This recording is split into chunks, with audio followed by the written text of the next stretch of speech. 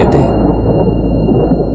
En junio de 1934, Bryson Hammett, un granjero, que vivía en la carretera Inman-Lyman cerca de Inman, condado de Spartanburg, Carolina del Sur, estaba arando cuando su tractor patinó, y desenterró una piedra de 17 pulgadas y media de largo, 12 pulgadas de ancho y 4 o 5 pulgadas de espesor. Al arrojar la piedra a un lado unos días después, el señor Hammett observó un paralelogramo, una flecha, un sol naciente, o poniente, dos líneas paralelas y las cifras 1567 tallados en ella y varios rayones, tal vez hecho por el arado. La piedra que ahora se conoce como la Piedra Pardo, está expuesta en el Museo de Historia Regional de Spartanburg, en el Centro Cultural Chapman. Se cree que la piedra es la prueba de que Juan Pardo y su grupo de 150 hombres pasaron una vez por lo que ahora es Inman en 1567 cuando dirigió una expedición desde las cercanías de Parris Island hasta las montañas.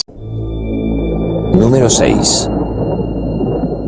Los españoles rindieron el fuerte Carlota a los estadounidenses, dirigidos por el general James Wilkinson, el 13 de abril de 1813, poniendo fin a 3 décadas de dominio español. El general James Wilkinson arrebató el control de Mobile a los españoles durante la guerra de 1812. Wilkinson rodeó el día anterior el fuerte Carlota, con una fuerza combinada de ejército y marina. Superado en número, el comandante español, el capitán Cayetano Pérez, se rindió sin luchar. La mayoría de los estadounidenses creían que Mobile y el resto de la Florida Occidental española pertenecían por derecho a los Estados Unidos en virtud de los términos de la compra de Luisiana en 1803. Aunque España no era beligerante en la guerra de 1812, Wilkinson capturó el distrito para evitar que los españoles suministraran ayuda a su aliado británico.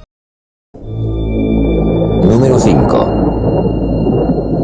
Daingean, una pequeña ciudad del este del condado de Offaly, Irlanda, se llamó originalmente Philipstown en 1556, cuando se estableció como la ciudad del nuevo condado del rey que fue plantado por la reina María I. La ciudad y el condado se llamaron así en honor a su marido y comonarca Felipe, que era el rey titular de Irlanda. Desde el siglo XII, tras la invasión anglo-normanda, se había producido una inmigración a pequeña escala desde Inglaterra. En el siglo XV, muchos de estos colonos se habían asimilado a la cultura irlandesa, y el control directo de los ingleses se había reducido a una zona llamada de Pale. En la década de 1540 comenzó la conquista inglesa de Irlanda por parte de los Tudor. El protestantismo de Enrique VIII fue revertido por su hija María, que se había casado con el católico Felipe, rey de Nápoles, duque de Milán y príncipe de Asturias, en 1554. Aún así, la política de los Tudor de plantar colonias en Irlanda continuó. Bajo el mandato de la reina María I,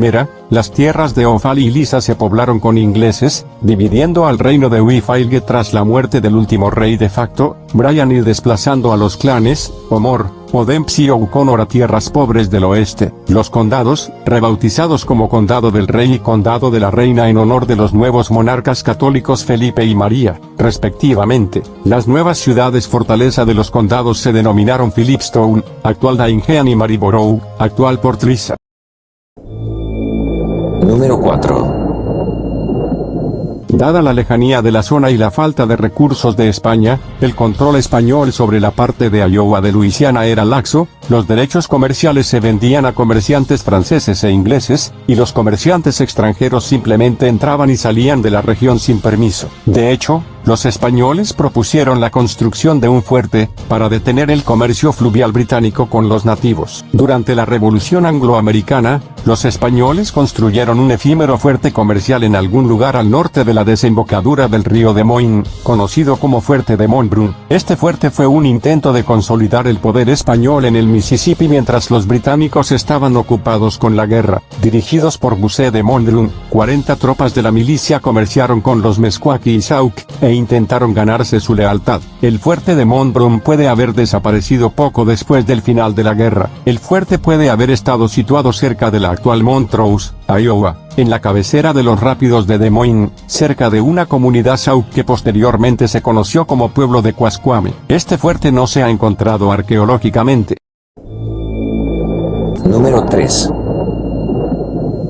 En 1790, bajo las órdenes de Juan Vicente de Güemes, segundo conde de Revillagigedo, entonces virrey de la Nueva España, Salvador Fidalgo y Lope García fue enviado a San Lorenzo de Nootka. El 5 de mayo de 1790, Fidalgo zarpó rumbo al Prince William Sound y al Cook Inlet, en las costas alasqueñas, y algunas semanas más tarde, ancló frente a la actual Córdoba. La expedición no encontró signos de la presencia rusa y negoció con nativos de la zona. El 3 de junio desembarcaron en la costa del actual Orca Inlet, y, en una ceremonia solemne, erigieron una gran cruz de madera, reafirmando la soberanía española y nombrando la zona como Puerto Córdoba. Fidalgo continuó a lo largo de la costa de Alaska, hasta alcanzar Punta Gravina, donde celebró otra ceremonia de reafirmación de la soberanía española. El 15 de junio descubrieron un puerto, al que llamaron Puerto Valdés, en honor de Antonio Valdés, entonces ministro de la Armada Española. El 4 de julio la expedición hizo su primer contacto con los rusos, en la costa suroeste de la península de Kenai, que Fidalgo llamó Puerto Revillagigedo. La expedición siguió adelante y encontró el principal asentamiento ruso de la época en la isla de Kodiak, en la actual Bahía Tres Santos. Fidalgo recibió a los rusos a bordo de su barco, y luego, el 5 de julio de 1790, llevó a cabo otra ceremonia de soberanía cerca del puesto avanzado ruso de Alexandrovsk, o Ilhanalek, al suroeste de la actual ciudad de Anchorage, en la península de Kenai. Fidalgo llevó a la expedición de regreso a San Blas, llegando el 15 de noviembre de 1790. Número 2.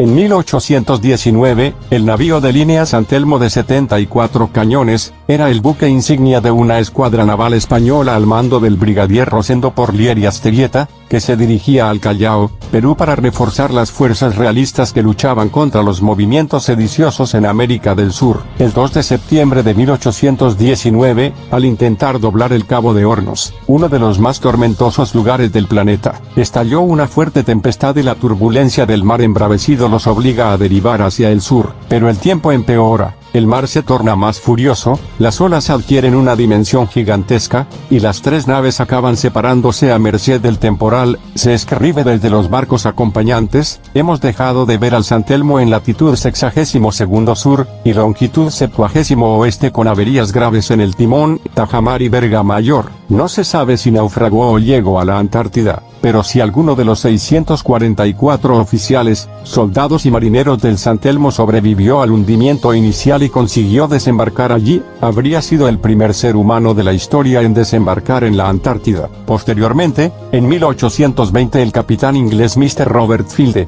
describió en la isla del Rey Jorge, Shetland del Sur, los restos de un barco que atribuyó al San Telmo, y en 1821-1822, otro navegante antártico, Mr. James Weddell, tras visitar la zona, dijo que los náufragos sobrevivieron alimentándose de focas. En la actualidad, hay una placa conmemorativa en Playa Media Luna, Cabo Sirref, Isla Livingston, que recuerda a los marineros, soldados y oficiales del San Telmo. Número 1.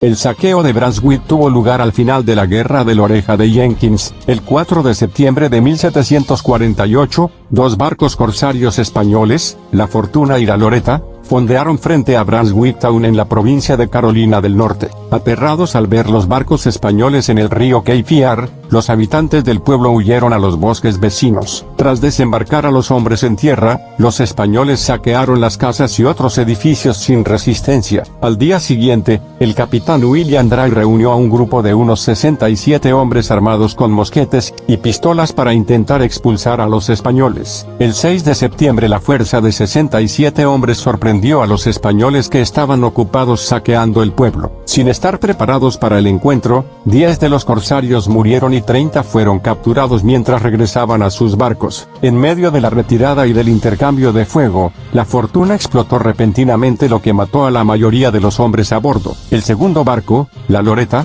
confundido pensando que sufrirían el mismo destino, se rindió con la condición de que los dejaran irse. Durante la noche, el comandante John Swan llegó con 130 refuerzos desde Wilmington. La fuerza de Swan se mantuvo en las afueras de la ciudad hasta el amanecer, para evitar que los defensores de Brunswick Town los confundieran con una fuerza española. Mientras tanto, Los corsarios españoles aprovecharon la oscuridad para levar anclas y navegar hacia la desembocadura del Cabo Fiar y la seguridad del mar abierto. Los restos de la Fortuna seguían en el río. Gray contrató a marineros para que registraran a la Fortuna en busca de cualquier cosa de valor. Entre los objetos confiscados del barco había un cuadro titulado Ecce Homo, rescatado del camarote del capitán español Vicente López.